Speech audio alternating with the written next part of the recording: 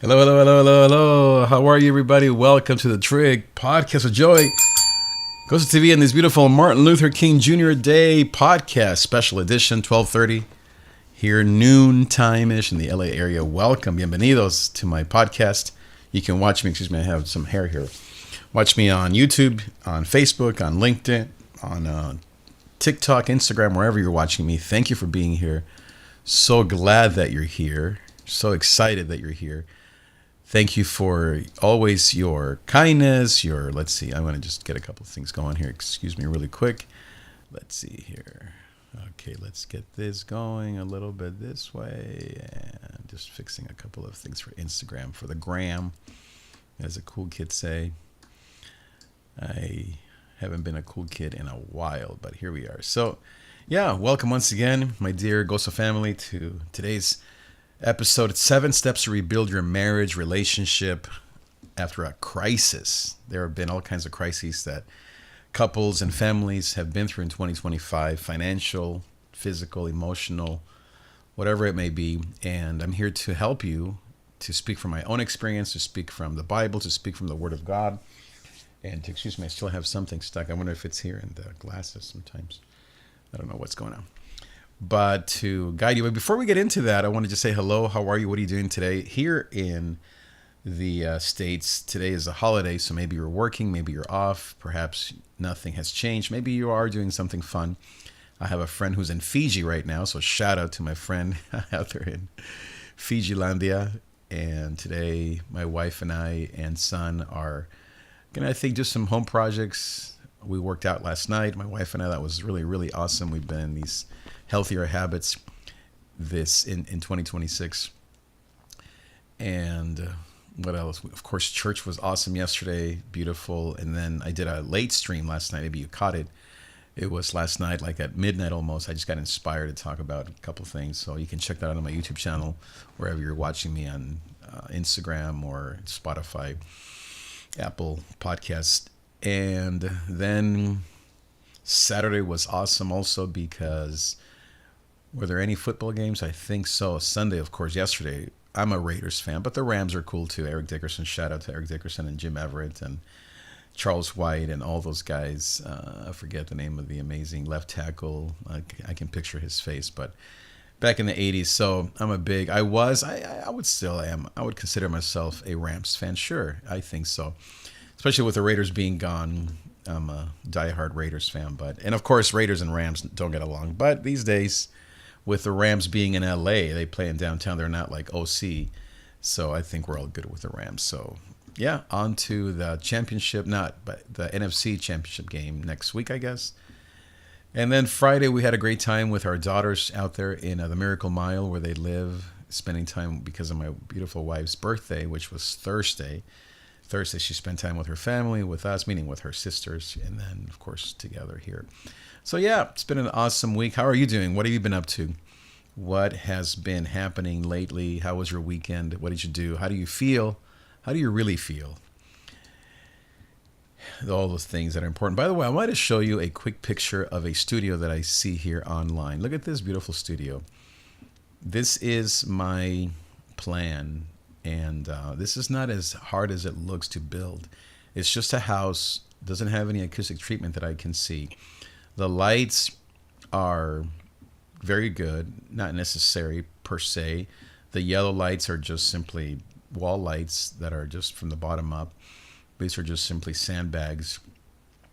And then the cameras, you can't see the cameras. That's the key part. And then the microphones, you have two SM7Bs here on Rode stands with headphones and then connected probably to a Podcaster Pro, or something like that. I don't think this is for live streaming. This is, I think, just for podcasts. But it looks fancy. It's not basic. It definitely looks nice. This table, the couches, everything, the palm tree or all the stuff. But I guess my point is, if you want me to build you this, I can do that. I can guide you through all the aesthetics. My beautiful daughter, she's a Instagram aesthetics influencer and expert. This is what she does for a living. And then I am the tech expert. I can help you buy all this stuff, set it up for you. And for about 10 grand, we can get you set up. And so, of course, you can then from this studio make hundreds of thousands of dollars in many different ways. So this is something that I offer as a service, and I'm going to actually save that image because it's very, very beautiful. And I can show you some pictures of what I've actually done. This is just one that I found online, but I can show you images of what I've actually done in the last few years in terms of building studios for people. It's one of my passions. But anyways, let's get into the content. I want to go through a few things, a few steps. I don't know why the chat's not working from what I see here. Okay, there it is. I think it's now. There it is. Okay, good. Is it working? I don't know. Sort of not. There it is. Okay, good. So welcome, by the way. So 7 steps to rebuild your marriage. So I'm going to have an intro here. A family crisis doesn't just stress a marriage. It rewires it. Today we're talking about how couples don't just survive crises, but rebuild something stronger, wiser, more honest on the other side. So more honest on the other side. So the first thing is to name the crisis honestly. Healing starts with truth. Really saying it just plainly. That season was hard on us. That naming of the crisis honestly is number one, because that's where the healing begins. You're not minimizing it. You're not dramatizing it. You're just naming the reality. You can't rebuild something that you can't acknowledge. Hiding from it or thinking it's going to go away by itself or that it didn't affect you is a recipe for a disaster. What you have to do as a couple is to say, that was tough. Here's what we did. Here's what we didn't do. Here's where we're at now. It's kind of like I was telling a couple that it's sort of like when there's an earthquake or maybe something more like a storm, or let's say here in the LA area that it rained really hard for, let's say, 2 weeks. And then you have to go assess your roof, your yard, your maybe gutters, or if you live in an apartment, just how did we do?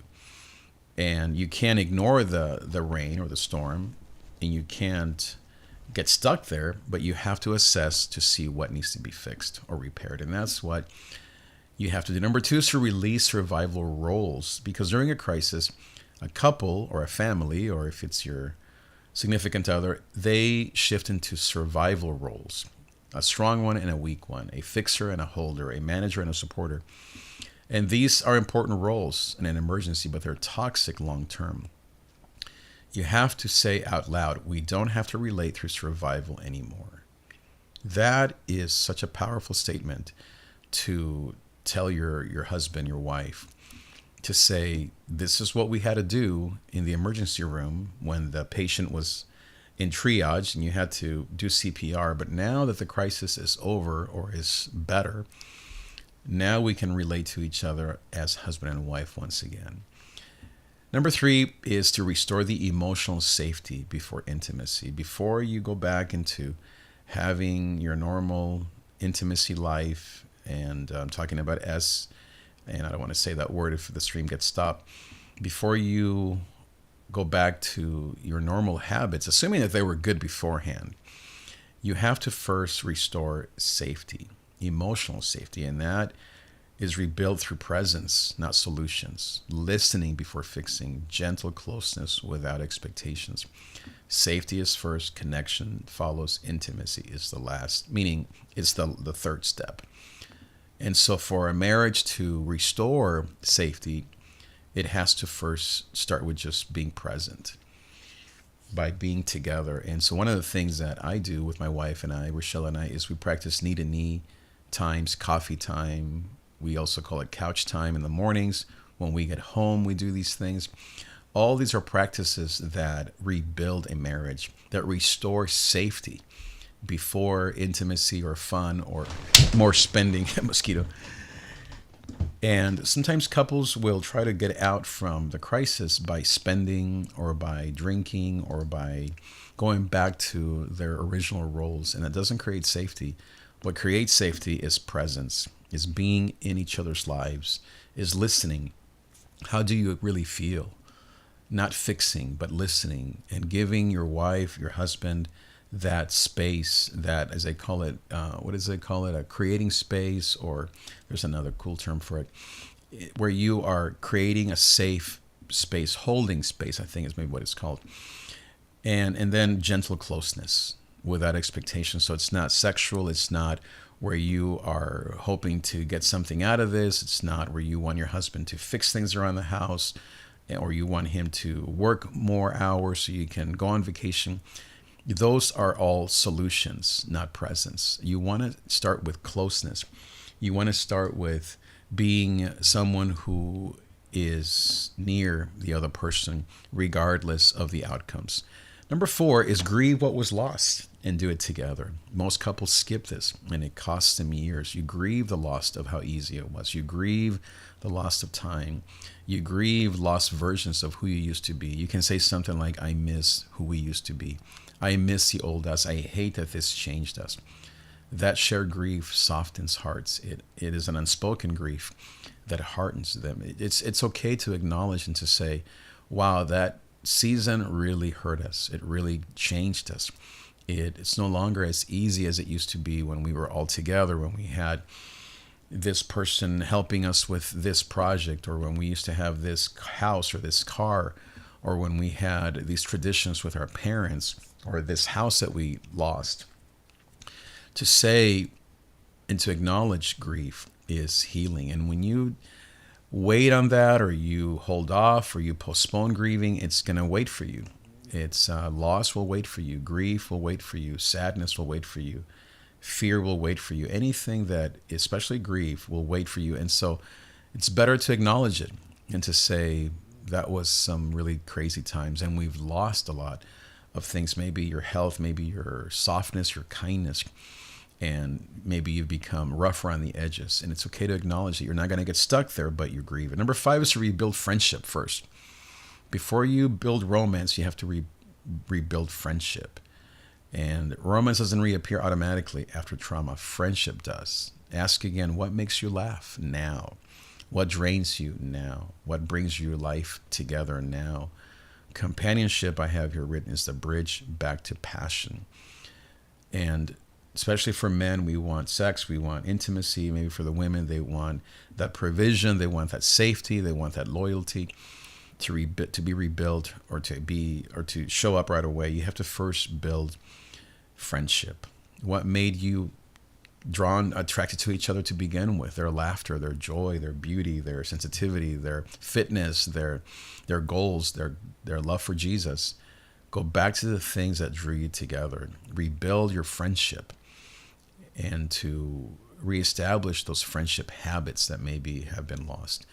As I said, companionship is the bridge to passion and all the other fun stuff. Number 6, we're talking about 7 steps to rebuild a marriage after our crisis. Number 6 is create new rhythms. Don't chase the old ones. Don't aim to get back to normal or how it used to be or to the good old days. Remember, you've been changed. Instead, ask, what does a healthy week look like for us now? What does a healthy week or month look like for us now? Lighter schedules, clearer boundaries, joy on purpose. A wiser marriage replaces the old one. This is so, so crucial to have a new normal, a new marriage. What does a healthy week or marriage look like for us in 2026 after the crisis? And it's not doing as many things as you used to, especially as we age, especially as we mature. We have to be lighter on the loafers, do less things that mean more. Clear boundaries to say, we're going to do this together here, and then that we can do separate. We're going to all together go on this date with just the two of us, or maybe with friends, or maybe with our kids. But this is going to be a private time or a private day for us. We're not going to get involved in all the other drama or the other things that we have to fix or do. Instead, we're going to keep our schedule light, but have clear boundaries to protect that time together. And we're going to enjoy what are things that you enjoy, that I enjoy. Let's do them together. And let's build joy back into our marriage, into our lives. So Rochelle and I, we love eating out. We love going to movies. We love being in bed together. We love doing projects. We love fixing things. We love talking. We love helping. We love being with our family. We love going on dates. We love eating, as I said. We love going to church together. We love enjoying life together. We went to Disneyland, like I said the other day. And to build upon those things, and to have it be mutual. It's not just one person's agenda or list, but it's both of you working together on less things that unite you. Number 7, the last one, is invite help without shame. If you need counseling, if you need wisdom from somebody else, physical therapy, it's kind of like physical therapy after an injury. You're not less or you're not broken. Strong marriages don't wait until they're broken. They get help early because that shortens the recovery and deepens the connection. And so if you want to coach like me, I'm not a therapist, I'm not a counselor, but if you want to coach, maybe kind of a step into counseling, someone that can guide you from a biblical perspective and from a marriage that's been together and beautiful marriage for 30 years. So we've been through crises, we've been through difficulties, and we've recovered, we're recovering now. We went through some family things last year, health things and financial things. And so now we're rebuilding. We are thinking of getting a coach and ourselves, just things that will deepen. But if you want that for yourself, if you're looking to say, I need the same thing, then we're here for you. And I can refer you to some of the programs that I offer, some of the online coaching that I do, as well as one-on-one, all these things. So closing, I thought a crisis doesn't define your marriage. It heals better. But how you heal does. So once again, a crisis doesn't define your marriage. How you heal does. You're not rebuilding what you had. You're building what you didn't have the tools for before. And that marriage can be deeper, calmer, more connected than the one you lost. This is very important to redefine, to accept that, I've lost something. It isn't the same. It's better. It isn't as innocent. It's better. It's more mature. It's more wise. And I'm getting the help that I need. I'm getting back up on the horse. I'm in physical therapy after an injury. Not an emergency surgery anymore. It's just simply physical therapy because the walls or the windows need a little paint, a little touch up. The roof is leaking, and so I need to get someone to fix that. It's things like that that build a marriage for us. These are the things that my wife and I are doing. These are the things that I recommend and that I want to encourage you to pursue in your life on this MLK Day, this holiday Monday here. And to encourage you to always live a life of gozo. Because there is pain in the night, isn't there?